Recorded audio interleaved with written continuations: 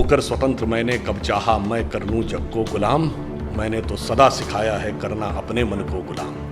गोपाल राम के नामों पर कब मैंने अत्याचार किया, कब दुनिया को हिंदू करने घर घर में नरसंहार किया। कोई बतलाए काबुल में जाकर कितनी मस्जिद तोड़ी। भूभाग नहीं शत शत मानव के हृदय जीतने का निश्चय। हिंदू तन मन हिंदू जीवन रग रग हिंदू मेरा परिचय। 1948 का 47 का युद्ध दुनिया का विचित्र युद्ध था।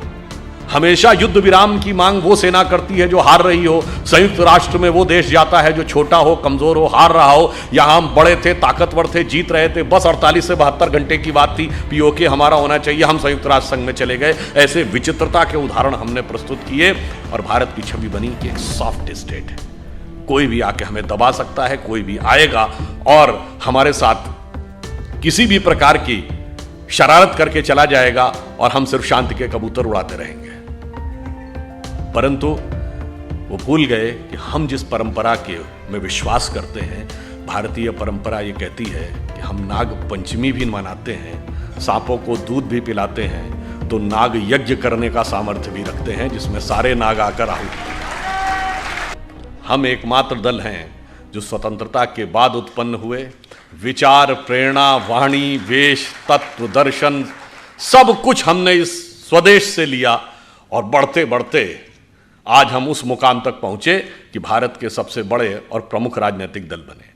बहुत प्रश्न किया जाता है कि साहब आपका मातृ संगठन तो राष्ट्रीय स्वयंसेवक संघ है। हाँ, हम कहते हैं मातृ संगठन राष्ट्रीय स्वयंसेवक संघ है। हमारे अधिकांश नेता संघ से आए, अधिकांश नेता संघ के पदाधिकारी रहे, हमारे दोनों प्रधानमंत्री संघ के प्रचारक रहे।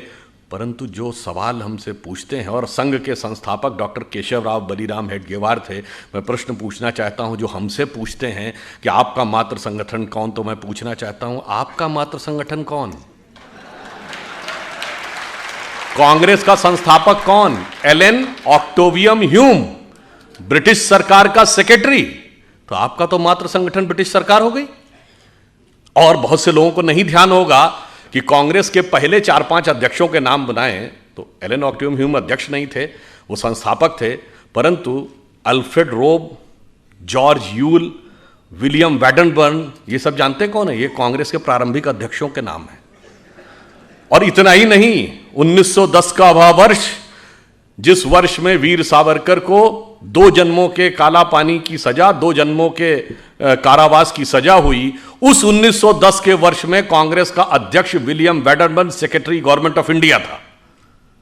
अब बताइए, आप ब्रिटिश हुक्मरान के हुक्म के नीचे पैरों के तले बैठकर स्वतंत्रता का आंदोलन लड़ रहे थे। इसलिए भाई अपने मातृ संगठन, तुम्हारा मातृत्व भ्रातृत्व कहां था, यह देख लिया जाए तो दूध का दूध पानी का पानी हो जाता है। इसलिए जब हम यह बात कहते हैं कि इस देश में एक बड़ा परिवर्तन आया, तो आप देखिए जब स्वतंत्रता का अमृत महोत्सव आया 2022, तो एक और परिवर्तन है। इस समय भारत के सभी प्रमुख पदों पर विद्यमान लोग, राष्ट्रपति, प्रधानमंत्री, लोकसभा अध्यक्ष, राज्यसभा के उपसभापति और चाहें गृह मंत्री, रक्षा मंत्री, सभी स्वतंत्र भारत में पैदा हुए हैं। तो यह भी एक कालचक्र के एक बड़े परिवर्तन को दर्शाता है कि अब भारत एक लंबी छलांग मारने के लिए आगे तैयार है। अब यह प्रश्न उठता है कि हम ये अगले 25 वर्ष में प्राप्त कैसे करेंगे? तो देखिए, इन 25 वर्षों में जो हमें आगे बढ़ना था, जैसा अभी पुष्यमित्र जी चर्चा कर रहे थे कि सुदर्शन जी ने कहा था कि भारत एक बड़े संक्रमण काल से गुजर रहा है, और उन्होंने कहा था वो 175 वर्ष का है, और वो ये कहा था श्री अरविंदो ने। और श्री अरविंद का भी 15 अगस्त 2022 150 वर्ष पूरे हुए थे। श्री अरविंदो ने कहा था भारत एक महान परिवर्तन से गुजर रहा है जो 175 वर्ष का है, जिसका प्रारंभ स्वामी रामकृष्ण परमहंस के जन्म से हुआ। उनका जन्म 1836 में हुआ था, 175 साल 2011 में पूरे होते हैं। उन्होंने कहा था उसके बाद भारत का स्वर्णिम भविष्य दिखने लगेगा। अब कोई संदेह है कि 2011 के बाद क्या दिखना शुरू हुआ था? तो जो 21वीं सदी भारत की होगी, इसमें कोई संदेह नहीं है। भारत में किस विचार की होगी, यह संकेत भी 2011 के बाद यानी 2012 ऑनवर्ड्स मिलना शुरू हो गया था। तो जो महापुरुषों के वचन हैं वो व्यर्थ नहीं जाते हैं, हमें यह समझना चाहिए। इसीलिए देखिए जब हम सत्ता में आए 2014 में, तो स्वतंत्रता की सार्थकता कहां से होनी थी। आज हम स्वतंत्र हैं, राज्य हमारा है, हमारे तंत्र में स्वतत्व कितना है। यह वही स्वतत्व है जिसके लिए लोकमान्य तिलक ने स्वराज्य कहा था। महात्मा गांधी ने 1909 में पुस्तक लिखी हिंद स्वराज, उसमें उन्होंने कहा कि अगर हम ब्रिटेन से मुक्ति चाहते हैं और खुद ब्रिटेन की नकल बनना चाहते हैं तो यह स्वराज नहीं हो सकता। यह स्वराज है क्या? तो उन्होंने यह कहा, स्वराज की पहली शर्त क्या, जब तक स्वतंत्रता की सार्थकता का आभास हर गरीब व्यक्ति के हाथ में न पहुंचे, तो कहते हैं ना, उगा सूर्य कैसा कहो मुक्ति का ये उजाला करोड़ों घरों में न पहुंचा। तो 15 अगस्त 2014 को जब प्रधानमंत्री श्री नरेंद्र मोदी जी ने अपना पहला वक्तव्य दिया तो क्या कहा, जन धन योजना। ये कैसे संभव था कि भारत महान भारत बनेगा, आधे से ज्यादा लोग 60% लोगों का बैंक अकाउंट ही नहीं होगा, वो अर्थव्यवस्था के हिस्से ही नहीं होंगे। फिर उन्होंने क्या कहा, स्वच्छ भारत अभियान। फिर उन्होंने क्या कहा, बेटी बचाओ बेटी पढ़ाओ। तो तमाम राजनीतिक पंडितों ने कहा ये स्वच्छता और बेटी बचाओ बेटी पढ़ाओ तो नॉन पॉलिटिकल इश्यूज हैं, इनका क्या मतलब है। इनका मतलब जानते हैं क्या था? मतलब यह था, जो परिवर्तन हुआ था 2014 में, वो सिर्फ सरकार बदलने के लिए नहीं हुआ था, वो विचार और मानसिकता को बदलने के लिए हुआ था। इसीलिए आपने देखा कि 2014 के बाद जब उन्होंने स्वच्छता की बात कही, पहली बात, ये तीनों विषय किससे संबंधित थे? ये किसी बड़े उद्योगपति या संपन्न वर्ग के लिए थे ना, तीनों गरीब के लिए थे। जनधन योजना यानी अकाउंट गरीब के लिए था, स्वच्छता का सबसे अधिक कुप्रभाव पड़ता था तो गरीब पे पड़ता था, और बेटी बचाओ का जो भी समस्या थी वो निर्धन वर्ग या निम्न मध्यम वर्ग या मध्यम वर्ग तक थी। तो आप देखिए परिवर्तन इतना आया कि 2014 से पहले जितनी आसानी से किसी के हाथ में कोई रैपर हो, कोई गुटखे का टुकड़ा हो, कुछ हो, बड़ी आसानी से लोग सड़क पे फेंक दिया करते थे। अब 8 साल में हमने देखा कि हमारे विचार में, सोच में बदलाव आया। अब कोई ऐसे नहीं फेंकता, हम देखते हैं कि कहां पर जाके कूड़ादान है वहां डालते हैं। बेटी बचाओ बेटी पढ़ाओ कहा गया तो कितना बड़ा परिवर्तन आया कि जो लिंग अनुपात था नवजात शिशुओं का, उसमें 29 पॉइंट की बढ़ोतरी हुई। और वह राज्य जो हरियाणा राजस्थान जैसे राज्य जहां सबसे खराब स्थिति थी, वहां स्थिति अब बहुत बेहतर हो गई।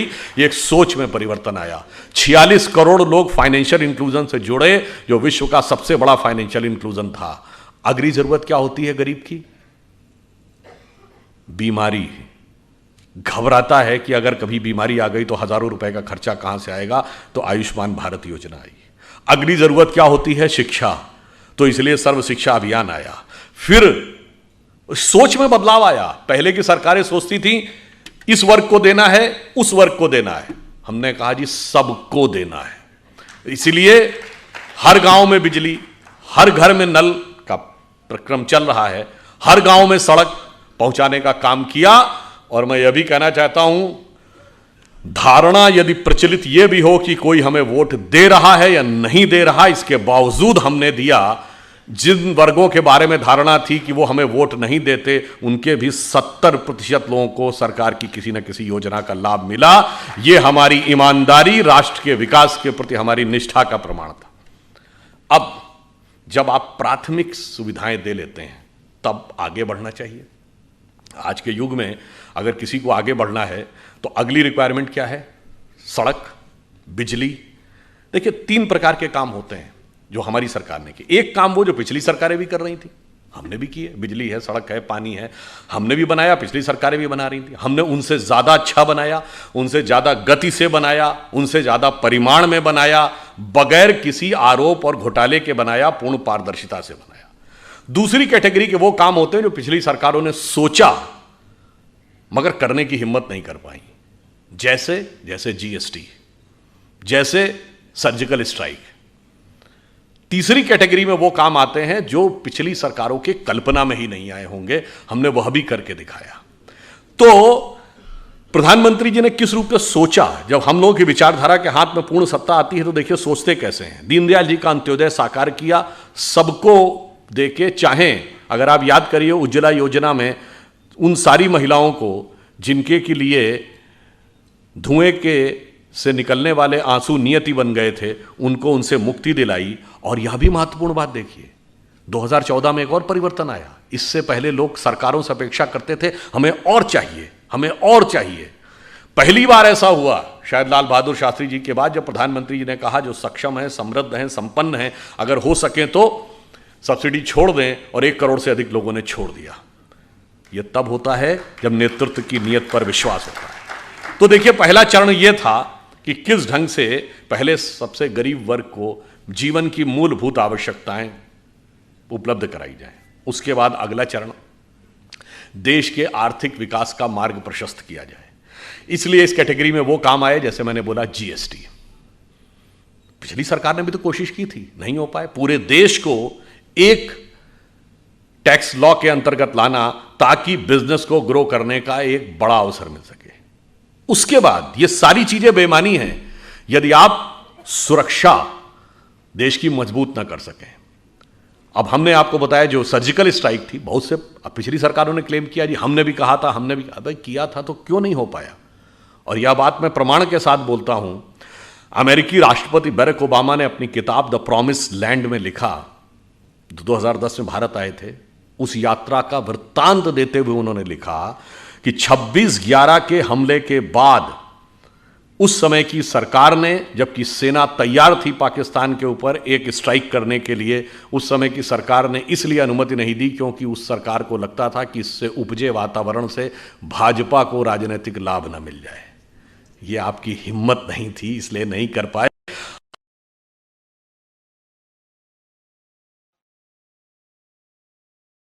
ये मानते हैं कि, पर यहां एक विचित्र कॉन्फ्लिक्ट था। पूरी दुनिया में ऐसा कॉन्फ्लिक्ट आपने नहीं देखा होगा कि पड़ोसी के मुकाबले हम बड़े भी थे, हम ताकतवर भी थे, पर हम पिछले 65-66 सालों से, अटल जी के दौर के 6 साल छोड़ दें तो हम दुनिया में कहते थे कि वो हमें सता रहा है। 1948 का 47 का युद्ध दुनिया का विचित्र युद्ध था। हमेशा युद्ध विराम की मांग वो सेना करती है जो हार रही हो। संयुक्त राष्ट्र में वो देश जाता है जो छोटा हो, कमजोर हो, हार रहा हो। यहां हम बड़े थे, ताकतवर थे, जीत रहे थे। बस 48 से 72 घंटे की बात थी, पीओके हमारा होना चाहिए, हम संयुक्त राष्ट्र संघ में चले गए। ऐसे विचित्रता के उदाहरण हमने प्रस्तुत किए और भारत की छवि बनी कि एक सॉफ्ट स्टेट है, कोई भी आके हमें दबा सकता है, कोई भी आएगा और हमारे साथ किसी भी प्रकार की शरारत करके चला जाएगा और हम सिर्फ शांति के कबूतर उड़ाते रहेंगे। परंतु वो भूल गए कि हम जिस परंपरा के में विश्वास करते हैं, भारतीय परंपरा ये कहती है कि हम नाग पंचमी भी मनाते हैं, सांपों को दूध भी पिलाते हैं, तो नाग यज्ञ करने का सामर्थ्य भी रखते हैं जिसमें सारे नाग आकर आहुति देंगे। तो हमने यह प्रेरणा ली कि कश्मीर घाटी को लहू लुहान करने वालों सुनो, एक भी बलिदान हुआ जवान नहीं भूले हैं, और दूध भी पिलाते हैं परंपरा हमारी मित्र, किंतु नाग यज्ञ का विधान नहीं भूले। और आपने देखा कि पहली बार भारत ने इन 8 वर्षों में, अब now the era of India जो सॉफ्ट स्टेट इज ओवर, अब वो दिन चले गए। मतलब जैसे मैं तो लखनऊ का रहने वाला हूं, हमारे यहाँ कहावत होती है, अमा मियाँ वो दिन लद गए जब उस साल लल्लू खा फाकते उड़ाया करते थे। तो वो कबूतर उड़ने के दिन लद गए और अब वो समय आ गया जब हम प्रबलता प्रखरता के साथ अपनी बात कहते हैं। और समय में कितना बदलाव आया। ये 8 वर्ष, 75 वर्ष के पहले 8 वर्ष हैं जब हमने पाकिस्तान से कोई ऑफिशियल बायलैटरल डायलॉग, औपचारिक द्विपक्षीय वार्ता नहीं की। और इसके बावजूद क्या हुआ, ये पहला मौका है। आप याद करिए, एक दौर था 1990 में, उस समय बेनजीर भुट्टो ने पाकिस्तान के नेशनल असेंबली में बोला था, जगमोहन जी गवर्नर थे उनके लिए, ये जगमोहन को हटाओ नहीं तो इसको भगमोहन बना देंगे। और हमारी सरकार ने हटा लिया था। और एक ये दौर था जब पाकिस्तान के नेशनल असेंबली में खड़े होकर इमरान खान ने कहा कि जो कुछ इन्होंने बालाकोट में किया उससे ज़्यादा खौफनाक कुछ करने जा रहे हैं। याद करिए कि पाकिस्तान के फॉरेन मिनिस्टर शाह महमूद कुरैशी का बयान नेशनल असेंबली में, आप सबको वो वीडियो क्लिपिंग याद होगी। उन्होंने कहा कि साहब हमारे पास आर्मी चीफ आए, उनके पैर कांप रहे थे, उन्होंने कहा खुदा का वास्ता है कि अभिनंदन को वापस कर दीजिए शाम तक, वरना 9 बजे के बाद हिंदुस्तान अटैक कर देगा। ये तो 1971 में कभी नहीं हुआ कि फॉरेन मिनिस्टर और आर्मी चीफ ये कहे कि उसके पैर कांप रहे थे, वो भी पाकिस्तान की नेशनल असेंबली में। उनका दिया बयान है, किसी पत्रकार का बयान नहीं है। यह परिवर्तन आया। फिर कुछ काम ऐसे जो इस अमृत काल को आगे वास्तविकता में चरितार्थ करेंगे, जो किसी ने सोचा नहीं। जैसे अगर भारत को इलेक्ट्रिसिटी चाहिए, विकसित देश बनना है, तो पावर रिक्वायरमेंट है इंफ्रास्ट्रक्चर के बाद। अब पावर में हमारा 44% पावर कोल से आता है। अब कोयले से अगर हम इतनी भारी मात्रा में एनर्जी लेंगे तो एक तो उससे पर्यावरण का बहुत प्रभाव पड़ेगा। आने वाले समय में, और हम कितनी ऊर्जा ले पाएंगे। तो इस पे सोचना चाहिए कि भगवान ने भारत को क्या दे रखा है। देखिए, भारत के दो छोरों को देखिए, पूर्वी छोर और पश्चिमी छोर। पश्चिमी क्षेत्र का जो इलाका है, जिसमें गुजरात है, राजस्थान है, वैसे आजकल तो वहाँ पानी बहुत गिर रहा है, मगर सामान्यतः वहाँ पानी की कमी रहती है, मगर सूर्यदेव बहुत प्रचंड रूप में वहाँ पर अपना प्रबलता दिखाते हैं। और जो पूर्वी हिस्सा है, जिसमें बिहार है, उड़ीसा है, बंगाल है, असम है, वहाँ नदियों के पाट बहुत चौड़े हैं, बहुत पानी गिरता है, बाढ़ की समस्या रहती है। अब देखिए, उन्होंने सोचा कि इसको हम कैसे भारत की सामर्थ्य के लिए प्रयोग कर सकते हैं। तो जो पूर्वी हिस्सा था, वहाँ पे क्यों ना ड्रेजिंग करके, उसमें गहराई करके इनलैंड वाटरवेज कम्युनिकेशन की शुरुआत की जाए। और जब जल मार्ग से परिवहन होता है तो सड़क और रेल मार्ग के मुकाबले 1/10 कॉस्ट आती है और 1/10 पोल्यूशन होता है। और आपने देखा कि 2019 में हल्दिया से लेके और वाराणसी तक पहली बार इनलैंड वाटरवेज के द्वारा ट्रांसपोर्टेशन शुरू हुआ। और जिधर पानी कम गिरता है तो क्यों नहीं सोलर एनर्जी का प्रयोग करना चाहिए।